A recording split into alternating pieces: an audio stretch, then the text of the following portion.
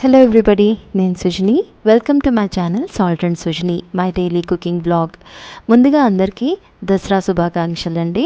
ఇవాళ దసరా స్పెషల్గా మా ఇంట్లో పాలక్ పనీర్ చేస్తున్నాను, రెస్టారెంట్ స్టైల్లో. చాలా చాలా యమ్మీగా ఉంటుందండి. తప్పకుండా ఒకసారి ఇలాగా ట్రై చేయండి. దీనికోసం నేను ఒక 2 పెద్ద టమాటోస్, ఓకే, అంటే నేను ఇక్కడ 3 వేరే వేరే సైజెస్ ఉన్నాయి, అందుకని మీకు కరెక్ట్ కొలత అయితే మాత్రం 2 పెద్ద టమాటాలండి. ఓకే, 2 పెద్ద టమాటాలని వేడి నీళ్ళల్లో ఒక 2-3 మినిట్స్ బ్లాంచ్ చేసుకుంటే మీకు ఈ తొక్కిలాగా ఈజీగా వచ్చేస్తుంది. ఇది మీరు డైరెక్ట్గా కూడా గ్రైండ్ చేసుకోవచ్చు. ఈ స్టెప్ మీరు ఇలా బాయిల్ చేసి తొక్క తీసి చేసేది లేకుంటే డైరెక్ట్గా కూడా ప్యూరీ చేసేసుకోవచ్చు. అది తీసి పక్కన పెడదామండి, అది చల్లారుతుంది. ఈ లోపల ఒక 2 మీడియం సైజ్ ఆనియన్స్, కారానికి తగ్గట్టు ఒక 15 పచ్చిమిరపకాయలు నేను ఇక్కడ తీసుకున్నాను, ఒక 3 టేబుల్ స్పూన్స్ అంతా జీడిపప్పు, ఒక 2 టేబుల్ స్పూన్స్ అంతా పుచ్చపప్పు, ఇవన్నీ వేసుకొని ఒక 5 మినిట్స్ మంచిగా బాయిల్ అవ్వనియాలండి. ఇదిగోండి, ఇలాగా ట్రాన్స్లూసెంట్ వచ్చే వరకు బాయిల్ చేసుకుంటే సరిపోతుంది. తర్వాత దీన్ని మంచిగా స్ట్రెయిన్ చేసేసుకుందాము. ఈ స్టాక్ దయచేసి పడేయకండి, ఇది మనము తర్వాత గ్రేవీ కన్సిస్టెన్సీని అడ్జస్ట్ చేయడానికి వాడుకోవచ్చు. ఇది కూడా పక్కన పెట్టేద్దామండి, మంచిగా చల్లారిపోనివ్వండి. నేను తర్వాత ఒక 2 కట్టలంతా పాలకూర తీసుకొని దాన్ని కూడా వేడి నీళ్ళల్లో బ్లాంచ్ చేసేసి తర్వాత చల్లనీళ్ళలో వేసుకున్నానండి. ఇదిగోండి, కలర్ మంచిగా ఉంది ఇంపాక్ట్గా.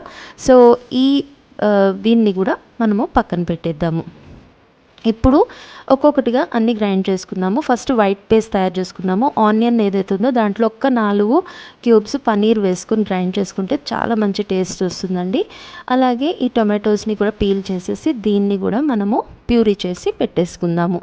సో ఇదిగోండి, రెడ్ పేస్ట్ కూడా రెడీ.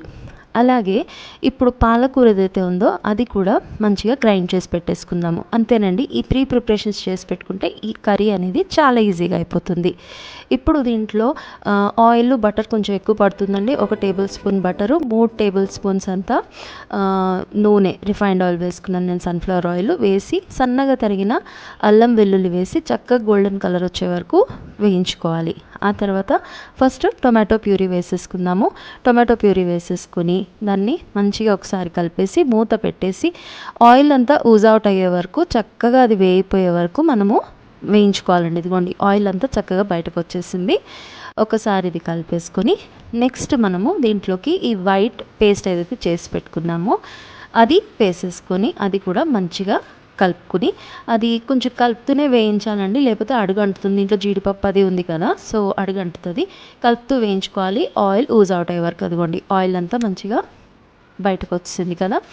ఇప్పుడు ఏదైతే పాలకూర ప్యూరీ చేసి పెట్టుకున్నామో అది కూడా వేసేసుకుని ఒకసారి మంచిగా కలిపేసుకుందాము.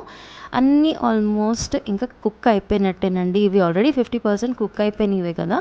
సో ఈ టైంలో ఒక టీ స్పూన్ అంతా నల్లుప్పు అంటారు కదా, బ్లాక్ సాల్ట్, అది, ఇంకా తగినంత ఉప్పు, అలాగే మీ కన్సిస్టెన్సీకి తగినట్టు ఈ స్టాక్ ఏదైతే తీసి పక్కన పెట్టుకున్నామో బాయిల్ చేసిన వాటర్, అది, ఇంకా ఒక 400 గ్రామ్స్ అంతా పనీర్ అండి, నేను క్యూబ్స్ లెక్క కట్ చేసి వేసుకున్నాను. 1 టీ స్పూన్ అంతా షుగర్ తప్పకుండా వేసి చూడండి, అస్సలు తీపి అనేది రాదు. అన్ని ఫ్లేవర్స్ బ్యాలెన్స్ అవ్వడానికి 1 టీ స్పూన్ షుగర్ వేస్తే చాలా బాగుంటుందండి. అన్నీ ఒకసారి మంచిగా కలిపేసుకొని అదొక బాయిల్ వచ్చిన తర్వాత ఒక 1 టేబుల్ స్పూన్ అంతా హోమ్ మేడ్ పంజాబీ గరం మసాలా అండి. ఈ రెసిపీ నేను తర్వాత మీకు ఎప్పుడైనా షేర్ చేస్తాను. మీ దగ్గర ఇది లేని పక్షాన మీరు నార్మల్ గరం మసాలా వేసుకోవచ్చు. అలాగే మంచిగా క్రష్ చేసిన కసూరి మెతి కూడా వేసుకొని ఒక్కసారి మంచిగా కలిపేసుకుందామండి. ఇప్పుడు ఒక 1/2 కప్ అంతా ఫ్రెష్ క్రీమ్ వేసుకుందాము. ఈ ఫ్రెష్ క్రీమ్ వేసిన తర్వాత ఎక్కువసేపు కుక్ చేయకూడదండి, జస్ట్ ఒక్క బాయిల్, సింగిల్ బాయిల్ వచ్చే వరకు జస్ట్ ఉంచితే సరిపోతుంది. ఇదిగోండి, పాలక్ పనీర్ రెడీ. చాలా చాలా యమ్మీగా ఉంటుందండి, ఎగ్జాక్ట్ రెస్టారెంట్ స్టైల్లో. ఇది నేను ఇవాళ జీరా రైస్తో సర్వ్ చేశాను. Thank you for watching.